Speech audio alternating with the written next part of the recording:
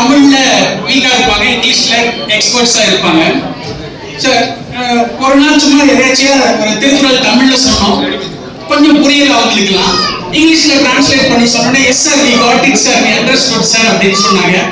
உடனே அதுதான் ஸ்பார்க் எனக்கு. we have to write English explanation for all the 1330 குறள்ஸ் அப்படிங்கிற மாதிரி ஆரம்பிச்சது.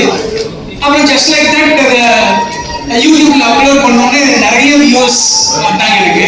சரி, அட் எனி காஸ்ட் எவ்வளோ விலை கொடுத்தாலும் சரி, எவ்வளோ ரிஸ்க் எடுத்தாலும் சரி, இது ஃபுல்லா இங்கிலீஷ்ல எக்ஸ்பிளனேஷன் எழுதி முழுசுமே தமிழ் இங்கிலீஷ் தமிழ் விளக்கம் ஆங்கில விளக்கத்தோட டெய்லி ஒரு திருக்குறளா அப்லோட் பண்ணணும் அப்படிங்கிற தாட் மைண்ட்ல ஸ்ட்ராங்கா ஃபிக்ஸ் ஆச்சு. நிறைய ரெஸ்பான்ஸ் இருந்துச்சு. 3 வருஷம் இதுக்காக நான் ஒர்க் பண்ணேன். ஒரு நாள் 2 நாள் அல்ல, டெய்லி ஒரு திருக்குறளாக 1330 குறள். இதே மக்கள் சட்ட இயக்கம் திருச்சியில ஒரு 2 months முன்னாடி ஒரு ஃபங்க்ஷன் நடத்தினாங்க. அப்போ 1100 குறள் தான், 1100 பிளஸ் தான் போயிருந்தது.